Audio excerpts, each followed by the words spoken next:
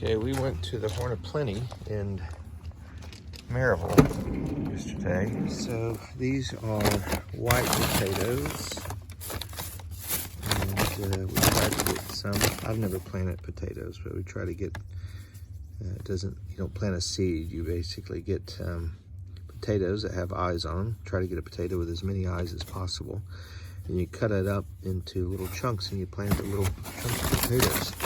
And these are. Let's see, these are red potatoes here. Yeah, I like red potatoes.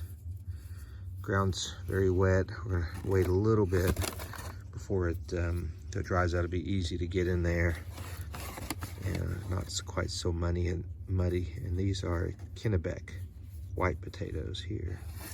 And then we also picked up more the Alaska peas here, because we've got a row that we started and we want to finish that row.